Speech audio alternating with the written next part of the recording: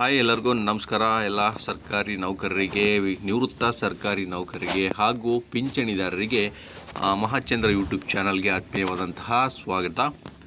ಸ್ನೇಹಿತರೆ, ನಿಮಗೆಲ್ಲ ಗೊತ್ತಿರುವ ಹಾಗೆ ಸದ್ಯದಲ್ಲೇ NPS ಕ್ಯಾನ್ಸಲ್ ಆಗಿ OPS ಜಾರಿ ಆಗುತ್ತೆ ಅನ್ನುವಂತಹ ಮುನ್ಸೂಚನೆಗಳು ಕಾಣ್ತಾ ಇದೆ. NPS ಕ್ಯಾನ್ಸಲ್ ಆಗಿ OPS ಜಾರಿ ಆಗಬೇಕು ಅಂತಂದರೆ ಕೇವಲ ರಾಜ್ಯ ಸರ್ಕಾರಿ ನೌಕರರ ಸಂಘ ಮಾತ್ರ ಸರ್ಕಾರದ ಮೇಲೆ ಒತ್ತಾಯವನ್ನು ಹಾಕ್ತಾ ಇದ್ದರೆ ಅದು ಸಾಲೋದಿಲ್ಲ.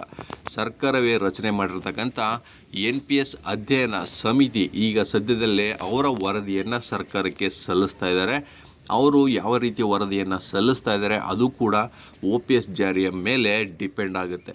ಸೊ ಇದನ್ನು ಮನಗಂಡಂಥ ರಾಜ್ಯ ಸರ್ಕಾರಿ ನೌಕರರ ಸಂಘ ಈಗ ಒಂದು ಪತ್ರವನ್ನು ಬರೆದಿದೆ NPS ಅಧ್ಯಯನ ಸಮಿತಿಯ ಅಧ್ಯಕ್ಷರಿಗೆ. ಈ ಪತ್ರದಲ್ಲಿ ಏನಪ್ಪ ಇದೆ ಅಂತಂದರೆ, NPS ಕ್ಯಾನ್ಸಲ್ ಮಾಡಿ OPSನ್ನು ಜಾರಿ ಮಾಡೋದಕ್ಕೆ ಯಾವ ಅಂಶಗಳು ಬಹಳ ಮುಖ್ಯವಾಗಿದೆ ಅಂತ ಈ ಪತ್ರದಲ್ಲಿ ಕೂಲಂಕುಷವಾಗಿ ತಿಳಿಸಲಾಗಿದೆ. ಸ್ನೇಹಿತರೆ, ಈ ಬಗ್ಗೆ ನಾನು ಈ ವಿಡಿಯೋನಲ್ಲಿ ಮಾಹಿತಿನ ಹಂಚ್ಕೋತಾ ಇದ್ದೀನಿ. ವಿಡಿಯೋನ ಸ್ಕಿಪ್ ಮಾಡದೆ ಪೂರ್ತಿಯಾಗಿ ನೋಡಿ. ಹಾಗೆ ನಮ್ಮ ಚಾನಲ್ನ ಇದೇ ಫಸ್ಟ್ ಟೈಮ್ ಯಾರು ನೋಡ್ತಾ ಇದ್ದೀರಾ ದಯವಿಟ್ಟು ಸಬ್ಸ್ಕ್ರೈಬ್ ಮಾಡ್ಕೊಳ್ಳಿ. ಸರ್ಕಾರಿ ನೌಕರರಿಗೆ ಸಂಬಂಧಪಟ್ಟಂತಹ ಅಥವಾ ಪಿಂಚಣಿದಾರರಿಗೆ ಸಂಬಂಧಪಟ್ಟಂತಹ ಬಹಳ ಅಧಿಕೃತ ಮಾಹಿತಿಗಳು ನಮ್ಮ ಚಾನಲ್ನಲ್ಲಿ ಸಿಗುತ್ತೆ. ಸ್ನೇಹಿತರೆ, ಬನ್ನಿ ನೋಡೋಣ. ಹಾಗಾದರೆ ನೌಕರರ ಸಂಘದಿಂದ ಈಗ ಒಂದು ಪತ್ರವನ್ನು ಬರೆಯಲಾಗಿದೆ. ನೋಡಿ, ದಿನಾಂಕವನ್ನು ನೀವು ಗಮನಿಸಬೇಕು. 22/12/2025 ಅಂದರೆ ನಿನ್ನೆ ಈ ಪತ್ರವನ್ನು ಅಧ್ಯಕ್ಷರಿಗೆ ಬರೆದಿರ್ತಕ್ಕಂಥದ್ದು. ಅಧ್ಯಕ್ಷರು NPS ಅಧ್ಯಯನ ಸಮಿತಿ ಹಾಗೂ ಸರ್ಕಾರದ ಅಪರ ಮುಖ್ಯ ಕಾರ್ಯದರ್ಶಿ ಅವರಿಗೆ ಈ ಪತ್ರವನ್ನು ಬರೆದಿರ್ತಕ್ಕಂಥದ್ದು. ಬನ್ನಿ ನೋಡಿ, ವಿಷಯದಲ್ಲಿ ಗಮನಿಸೋದಾದರೆ ದಿನಾಂಕ 22/12/2025 ಸರ್ಕಾರದ NPS ಅಧ್ಯಯನ ಸಮಿತಿ ಸಭೆಗೆ ಕರ್ನಾಟಕ ರಾಜ್ಯ ಸರ್ಕಾರಿ ನೌಕರರ ಸಂಘದಿಂದ ಈ ಮುಂದಿನ ಮಾಹಿತಿಗಳನ್ನು NPS ರದ್ದುಗೊಳಿಸಿ OPS ಜಾರಿಗೊಳಿಸಲು ಸಲ್ಲಿಸಲಾಗಿದೆ. ಸೊ ನಿನ್ನೆ ಒಂದು ಸಭೆ ನಡೆಯುತ್ತೆ ಅಂತ ನಾನು ನಿಮಗೆ ಹೇಳಿದೆ ಸ್ನೇಹಿತರೆ. ಆ ಸಭೆಯಲ್ಲಿ ಅವರು ಯಾವ ಅಂಶಗಳನ್ನು ಇಲ್ಲಿ ಮಂಡಿಸಿದ್ದಾರೆ ಅಂತ ತಿಳ್ಕೊಳ್ಳೋಣ. ನೋಡಿ, ಪೂರಕ ಅಂಶಗಳು ಯಾವುದ್ಯಾವುದಿದೆ ಅಂತಂದರೆ, ಭಾರತ ಸರ್ಕಾರ NPS ಯೋಜನೆಯನ್ನು 1/4/2004 ಜಾರಿಗೊಳಿಸಿರುತ್ತೆ. ಕರ್ನಾಟಕ ಸರ್ಕಾರ ಅದನ್ನು 1/4/2006 ನಂತರ ಜಾರಿಗೊಳಿಸಿರುತ್ತೆ. ಪಶ್ಚಿಮ ಬಂಗಾಳದಲ್ಲಿ ಇದುವರೆಗೂ ಈ ಯೋಜನೆ ಜಾರಿಗೆ ಬಂದಿರುವುದಿಲ್ಲ.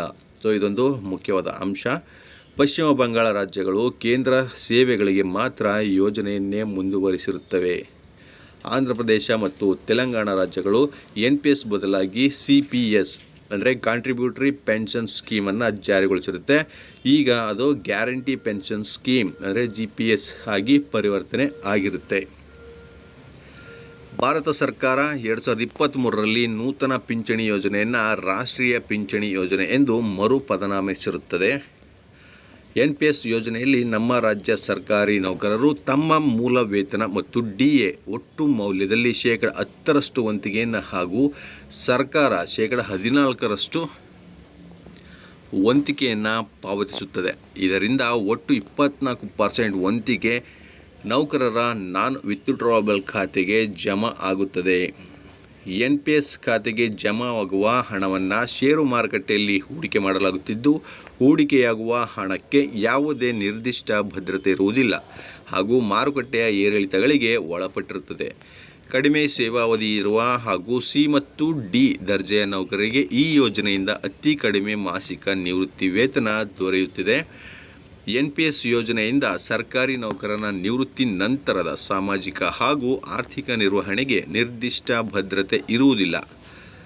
NPS ಯೋಜನೆಯಲ್ಲಿ ಸರ್ಕಾರಿ ನೌಕರರಿಗೆ ಯಾವುದೇ ಆರ್ಥಿಕ ಮತ್ತು ಸಾಮಾಜಿಕ ಭದ್ರತೆ ಇಲ್ಲದೆ ಇರುವುದರಿಂದ ದೇಶದಾದ್ಯಂತ ಈ ಯೋಜನೆಯನ್ನು ರದ್ದುಪಡಿಸಿ ಹಳೆ ಪಿಂಚಣಿ ಯೋಜನೆ ಜಾರಿಗೊಳಿಸುವಂತೆ ಹೋರಾಟಗಳು ನಿರಂತರವಾಗಿ ನಡೀತಾ ಇವೆ. ಸೊ NPSನಿಂದ ಯಾವುದೇ ರೀತಿಯ ಲಾಭ ಇಲ್ಲ ಅನ್ನೋ ಕಾರಣಕ್ಕೆ ಇದನ್ನು ಈಗ ಕ್ಯಾನ್ಸಲ್ ಮಾಡ್ತಾ ಇರ್ತಕ್ಕಂಥದ್ದು. ಇವೆಷ್ಟು ಬಹಳ ಮುಖ್ಯವಾದ ಅಂಶಗಳು NPSನ್ನು ರದ್ದುಗೊಳಿಸೋದಕ್ಕೆ ಸ್ನೇಹಿತರೆ. ಹಾಗೆ ಕೆಳಕಂಡ ರಾಜ್ಯಗಳು NPS ರದ್ದುಗೊಳಿಸಿ ಹಳೆ ಪಿಂಚಣಿ ಯೋಜನೆಯನ್ನು ನೌಕರರ ಹೋರಾಟಕ್ಕೆ ಮಣಿದು ಜಾರಿಗೊಳಿಸಿರ್ತವೆ. ನೋಡಿ, NPSನ್ನು ಕ್ಯಾನ್ಸಲ್ ಮಾಡಿ OPSನ್ನು ಜಾರಿ ಮಾಡಿರ್ತಕ್ಕಂಥ ರಾಜ್ಯಗಳ ಪಟ್ಟಿಯನ್ನು ಕೂಡ ಇಲ್ಲಿ ಕೊಡಲಾಗಿದೆ. ರಾಜಸ್ಥಾನ ಮೊದಲನೇದಾಗಿ 23/2/2022 ಅದು ರಾಜ್ಯ ಬಜೆಟ್ನಲ್ಲಿ ಘೋಷಣೆಯನ್ನು ಮಾಡಿ ಅವರು OPSನ ಜಾರಿ ಮಾಡಿರ್ತಕ್ಕಂಥದ್ದು. ಹಾಗೂ ಛತ್ತೀಸ್ಗಢ ಅವರು 1/4/2022 ಅವರು ಕೂಡ ಸಚಿವ ಸಂಪುಟ ನಿರ್ಧಾರದ ಮೇರೆಗೆ OPSನ ಜಾರಿ ಮಾಡಿದ್ದಾರೆ. ಹಾಗೆ ಹಿಮಾಚಲ ಪ್ರದೇಶ ಅವರು 1/4/2023 ಅವರು ಕೂಡ ಸಚಿವ ಸಂಪುಟ ಸಭೆಯಲ್ಲಿ ಒಪ್ಪಿಗೆಯನ್ನು ತೆಗೆದುಕೊಂಡು OPSನ ಜಾರಿ ಮಾಡಿರ್ತಕ್ಕಂಥದ್ದು. ನೆಕ್ಸ್ಟು ಪಂಜಾಬ್ ಬಂದರೆ ಅವರು 1/11/2022 ಅವರು ಸಚಿವ ಸಂಪುಟ ನಿರ್ಧಾರದ ಮೇರೆಗೆ OPSನ ಜಾರಿ ಮಾಡಿದ್ದಾರೆ.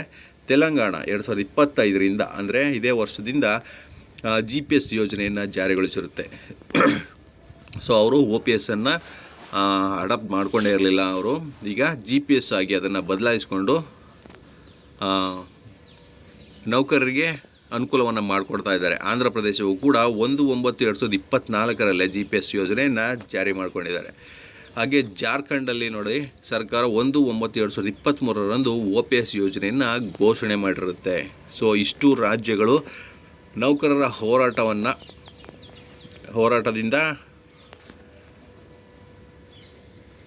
ಮುಂದೆ ಆಗ್ತಕ್ಕಂಥ ತೊಂದರೆಯನ್ನು ಮನಗಂಡು ಈಗ NPSನ್ನು ಕ್ಯಾನ್ಸಲ್ ಮಾಡಿ OPSನ್ನು ಘೋಷಣೆ ಮಾಡಿಕೊಂಡಿರ್ತಕ್ಕಂಥ ರಾಜ್ಯಗಳು. ಈ ರಾಜ್ಯಗಳಿಗೆ ಈಗ NPS ಸಮಿತಿ ಭೇಟಿಯನ್ನು ನೀಡಿ ವರದಿಯನ್ನು ಸಿದ್ಧಪಡಿಸಿರ್ತಕ್ಕಂಥದ್ದು.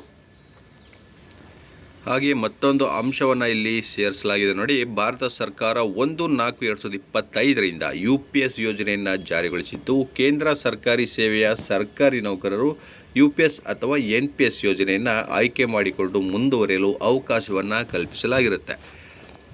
ಸೊ ಇಲ್ಲಿ ಕೆಳಗಡೆ ಒಂದು ಬಹಳ ಮುಖ್ಯವಾದ ಅಂಶವನ್ನು ಇಲ್ಲಿ ನೀಡಿದ್ದಾರೆ ನೋಡಿ. NPS ಯೋಜನೆಯ ವಂತಿಗೆಯ ಒಟ್ಟು ಅಂದಾಜು ವಿವರಗಳು. ಸೊ NPSನಿಂದ ಒಟ್ಟು ಸರ್ಕಾರಿ ನೌಕರರಿಂದ ಎಷ್ಟು ವಂತಿಗೆ ಕಟ್ಟಾಗ್ತಾ ಇದೆ, ಟೋಟಲ್ ಅಮೌಂಟು ಕೋಟಿಗಳಲ್ಲಿ ಇಲ್ಲಿ ಲೆಕ್ಕವನ್ನು ನೀಡಲಾಗಿದೆ ನೋಡಿ ಸ್ನೇಹಿತರೆ.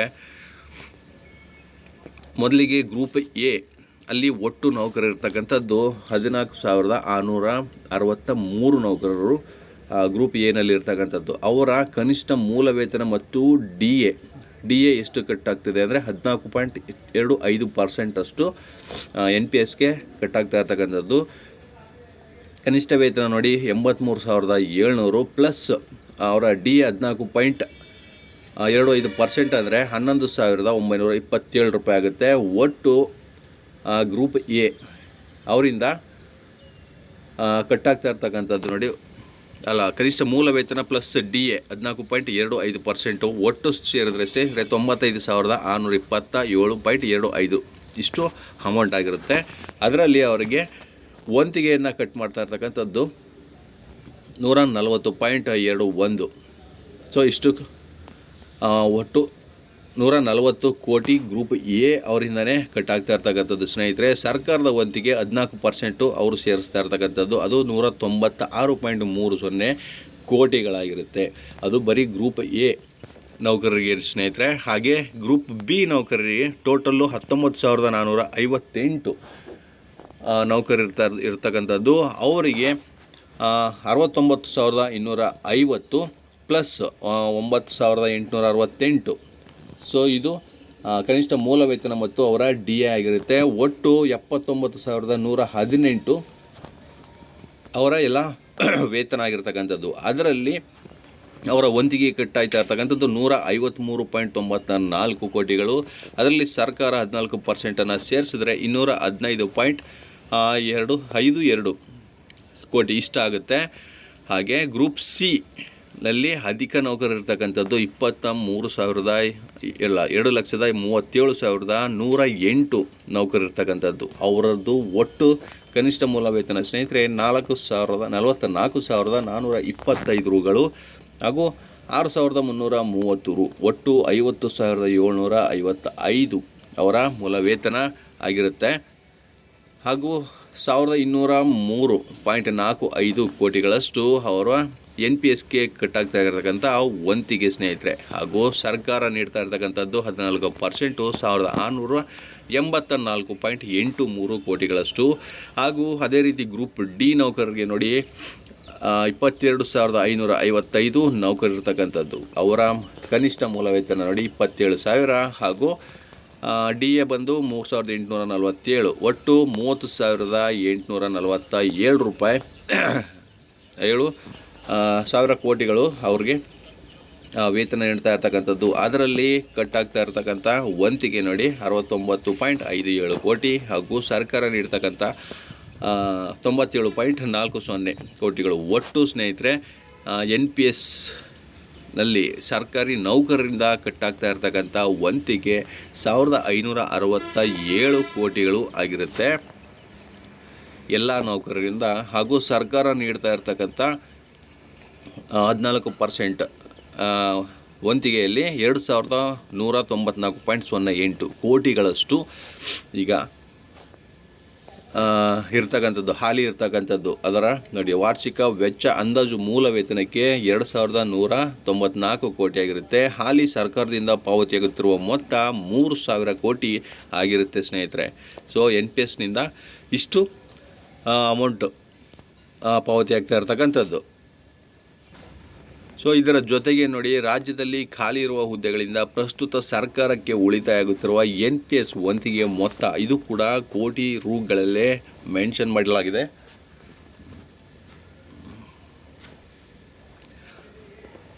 ನೋಡಿ ಸ್ನೇಹಿತರೆ, ಇದನ್ನು ಸ್ಕ್ರೀನ್ಶಾಟ್ ತೆಗೆದು ಬೇಕಿದ್ರೆ ನೀವು ನೋಡ್ಬೋದು. Group A, B, C, D ಎಲ್ಲ ಗ್ರೂಪ್ ನೌಕರರಿಂದ ಖಾಲಿ ಹುದ್ದೆಗಳಿರ್ತಕ್ಕಂಥದ್ದು. ಇಲ್ಲಿ ಒಟ್ಟು 22,76,386 ಖಾಲಿ ಹುದ್ದೆಗಳಿರ್ತಕ್ಕಂಥದ್ದು. ಅವರ ಮೂಲ ವೇತನ ಪ್ಲಸ್ ತುಟ್ಟಿ ಭತ್ಯೆ 13,676 ಕೋಟಿಗಳು ಈಗ ಖಾಲಿ ಹುದ್ದೆಗಳಿಂದ ಸರ್ಕಾರಕ್ಕೆ ಉಳಿತಾಯ ಆಗ್ತಾ ಇರ್ತಕ್ಕಂಥದ್ದು. ಹಾಗೂ ಸರ್ಕಾರದ ವಂತಿಗೆ 14% ಕಟಾವಣೆ ಮಾಡ್ತಾ ಇದ್ರಲ್ಲ, ಅದು ಕೂಡ 1968 ಕೋಟಿಗಳಷ್ಟು ಉಳಿತಾಯ ಆಗಿರುತ್ತೆ ಸ್ನೇಹಿತರೆ. ಸೊ ಈ ಪಟ್ಟಿ ಕನಿಷ್ಠ ಮೂಲ ವೇತನ ಮತ್ತು 14.25% ತುಟ್ಟಿ ಭತ್ಯೆ ಆಧಾರದಲ್ಲಿ ಮಾಡಲಾಗಿದೆ. ಸೊ ಖಾಲಿ ಇರ್ತಕ್ಕಂಥ ಹುದ್ದೆಗಳಿಂದ ಸರ್ಕಾರಕ್ಕೆ ಉಳಿತಾಯ ಆಗ್ತಾ ಇರತಕ್ಕಂಥ ಮೊತ್ತ ಇಷ್ಟು ಆಗಿದೆ ಸ್ನೇಹಿತರೆ. ಹಾಗೆ ಅನುಬಂಧ 3 ಅದರಲ್ಲಿ ಗೋಶ್ವರಿ ಅನುಬಂಧ 1 ಮತ್ತು 2ರಂತೆ ಲೆಕ್ಕವನ್ನು ತಗೊಂಡ್ರೆ ಖಾಲಿ ಹುದ್ದೆಗಳು ನಾನು ಆಗಲೇ ಹೇಳಿದಾಗೆ 16,017. ಗ್ರೂಪ್ B, ಗ್ರೂಪ್ C ಮತ್ತು ಗ್ರೂಪ್ D ನೌಕರರು ಎಲ್ಲ ಸೇರಿಸಿ 2,76,386. ಸೊ ಖಾಲಿ ಹುದ್ದೆಗಳಿರ್ತಕ್ಕಂಥದ್ದು.